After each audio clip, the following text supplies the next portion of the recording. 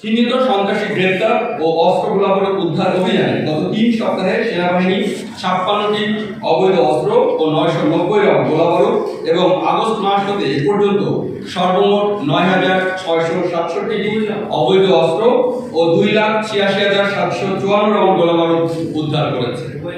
এছাড়াও বিভিন্ন ধরনের অপরাধের সাথে সম্পৃক্ত ৯৯৬ জনকে এবং এ পর্যন্ত সর্বমোট ১৫,২৬২ জনকে সেনাবাহিনী গ্রেফতার করেছে, যাদের মধ্যে কিশোর গ্যাং, তালিকাভুক্ত অপরাধী, ডাকাত সহ অন্যান্য অপরাধী উল্লেখযোগ্য। সেনাবাহিনী গত ২৭ মে একটি বিশেষ অভিযান পরিচালনা করে কুষ্টিয়া জেলা থেকে শীর্ষ তালিকাভুক্ত সন্ত্রাসী সুব্রত বাইন ওরফে ফতে আলী ও তার ঘনিষ্ঠ সহযোগী মোল্লা মাসুদ ওরফে আবু রাসেল মাসুদকে গ্রেফতার করে। পরবর্তীতে তাদের নিকট হতে প্রাপ্ত তথ্যের ভিত্তিতে হাতিরঝিল এলাকা থেকে সুব্রত বাইনের অপর দুই সহযোগী শুটার আরাফাত এবং শরীফকে ৫টি অত্যাধুনিক বিদেশি পিস্তল, 10টি ম্যাগাজিন, 53 রাউন্ড অ্যামিনিশন ও একটি স্যাটেলাইট ফোন সহ সেনাবাহিনী গ্রেফতার করে। উল্লেখ্য যে সুব্রত বাইন এবং মোল্লা মাসুদ 7 সিস্টার সন্ত্রাসী দলের নেতা এবং তালিকাভুক্ত শীর্ষ সন্ত্রাসীদের অন্যতম। এছাড়াও একই দিনে রাজধানীর মোহাম্মদপুর এলাকায় আরও একটি বিশেষ অভিযান পরিচালনা করে বুড়িগঙ্গা ফিলিং স্টেশন এলাকা হতে দুর্ধর্ষ সন্ত্রাসী ফরিদ আহমেদ বাবু ওরফে এক্সেল বাবু সহ আরও 3 জনকে গ্রেফতার করা হয়। গ্রেফতারকৃত ব্যক্তিদের বিরুদ্ধে রাজধানীর বিভিন্ন থানায় হত্যা, অপহরণ, চাঁদাবাজি এবং ভূমি দখলের মতো গুরুতর অভিযোগ রয়েছে। উক্ত অভিযানের ফলে স্থানীয় এলাকাবাসীর মধ্যে স্বস্তি ও নিরাপত্তা বিরাজ করছে।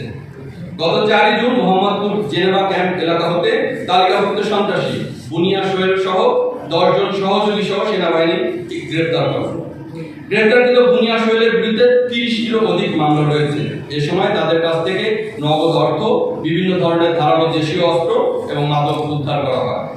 গত ৫ জুন কক্সবাজার জেলার মাদিরকাটা এলাকায় কুখ্যাত শাহিনুর রহমান ওরফে শাহিন ডাকাতকে তার 2 জন ঘনিষ্ঠ সহযোগী সহ গ্রেফতার করা হয়। তাদের বিরুদ্ধে হত্যা, ডাকাতি, অপহরণ, মাদক, চাঁদাবাজি সহ 20টিরও অধিক মামলা রয়েছে। এ সময় একটি স্বয়ংক্রিয় অস্ত্র সহ সর্বমোট 4টি অস্ত্র, গোলাবারুদ, দেশীয় ধারালো অস্ত্র ও মাদক উদ্ধার করা হয়। গত 6 জুন কুষ্টিয়া জেলার দুর্বাজার এলাকায় একটি বিশেষ অভিযান পরিচালনা করে শীর্ষ সন্ত্রাসী জাহাঙ্গীর কবির লিপ্টন সহ 4 জনকে গ্রেফতার করা হয়। উক্ত অভিযানে 6টি বিদেশি পিস্তল, একটি লং ব্যারেল গান, 10টি পিস্তল ম্যাগাজিন এবং সর্বমোট 119 রাউন্ড অ্যামিনিশন উদ্ধার করা হয়। ঈদুল আজহা চলাকালীন ঘরমুখ মানুষের সর্বোচ্চ নিরাপত্তা ও নির্বিঘ্নে যানবাহন চলাচল নিশ্চিত করতে বাংলাদেশ সেনাবাহিনী ঈদের আগে ও পরে মিলিয়ে 2 সপ্তাহের বিশেষ কার্যক্রম পরিচালনা করেছে।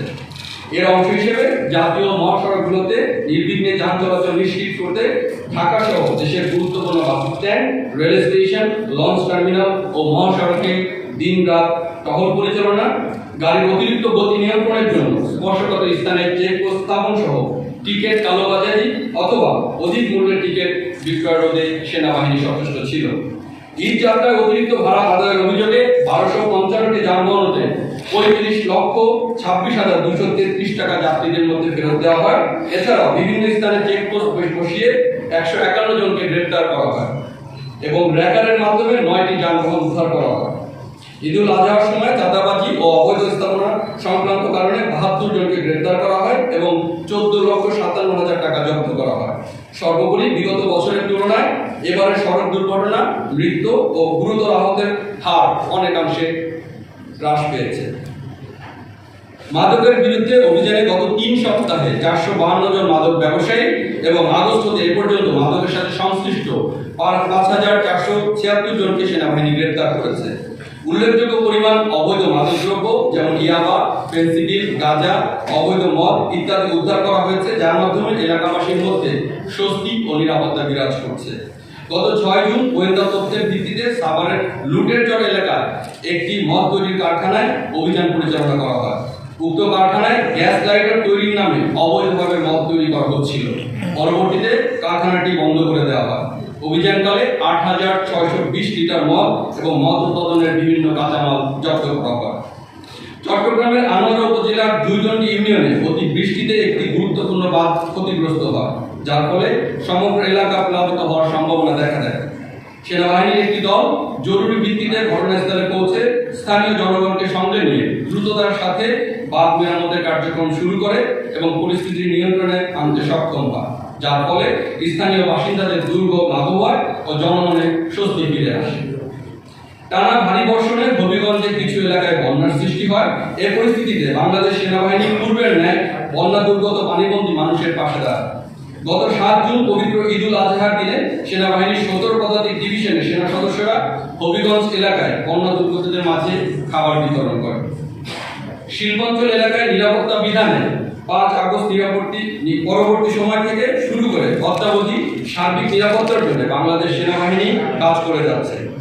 গত 27 মে সেনা সদরে অনুষ্ঠিত আইন শৃঙ্খলা সংক্রান্ত সভায় সংশ্লিষ্ট গুরুত্বপূর্ণ ব্যক্তিবর্গের উপস্থিতিতে ঈদের পূর্বে শ্রমিকদের বকেয়া বেতন ভাতা পরিশোধের ব্যাপারে বিস্তারিত আলোচনা করা হয় এবং উপযুক্ত ব্যবস্থা গ্রহণের জন্য সিদ্ধান্ত গৃহীত হয়।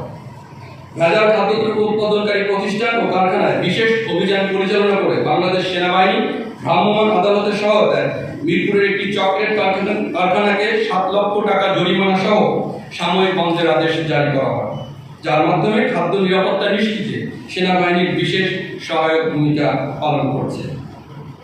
ভুটান এবং সিঙ্গাপুর ফুটবল দল বাংলাদেশ সফরকালীন গত 4 এবং 10 জুন বাংলাদেশের সাথে 2টি আন্তর্জাতিক ফুটবল ম্যাচ অনুষ্ঠিত হয়। উক্ত সময়ে বিদেশি খেলোয়াড়, কর্মকর্তা ও অফিসিয়ালদের অবস্থান, গমনাগমন এবং খেলা চলাকালীন সময়ে অন্যান্য আইন শৃঙ্খলা রক্ষাকারী বাহিনীর সাথে সমন্বয় করে নিরাপত্তা নিশ্চিত করা হয়।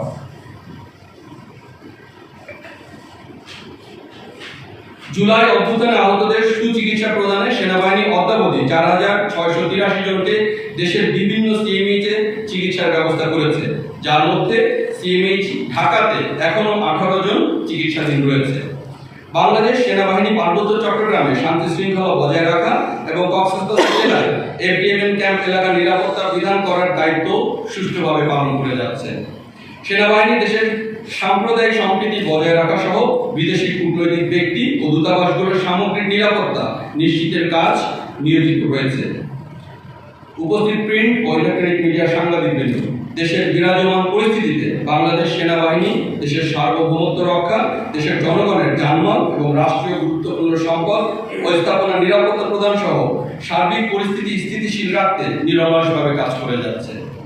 সম্মানিত সেনাবাহিনী প্রধানের নির্দেশনাকে অনুসরণ করে দেশের চরাঞ্চল সহ 62টি জেলায় সেনা সদস্যরা আইন শৃঙ্খলা রক্ষায় অন্তর্বর্তীকালীন সরকারের সংশ্লিষ্ট মন্ত্রণালয়, আইন শৃঙ্খলা রক্ষাকারী বাহিনী, স্থানীয় প্রশাসন, গণমাধ্যম এবং সাধারণ জনগণের সাথে সম্পৃক্ত হয়ে সমন্বিত প্রচেষ্টার মাধ্যমে সার্বক্ষণিক সক্রিয়ভাবে দায়িত্ব পালন করে যাচ্ছে। ভবিষ্যতের দিনগুলোতে জানমালের ক্ষয়ক্ষতি, মব ভায়োলেন্স এবং জনদুর্ভোগ সৃষ্টি করতে পারে এমন কর্মকাণ্ডের বিরুদ্ধে সেনাবাহিনী কঠোর পদক্ষেপ গ্রহণ করবে। সাধারণ জনগণের নিরাপত্তা ও দুর্ভোগ লাঘবে সেনাবাহিনী সর্বদা প্রতিশ্রুতিবদ্ধ। বাংলাদেশ সেনাবাহিনী একতাবদ্ধ হয়ে সর্বদা দেশের জনসাধারণের পাশে থেকে দেশের সার্বিক আইন শৃঙ্খলা নিয়ন্ত্রণ ও সার্বভৌমত্ব রক্ষার্থে বদ্ধপরিকর। ধন্যবাদ। আমরা অফিসিয়াল প্রেস ব্রিফিংটা শেষ করলাম। এখন আপনাদের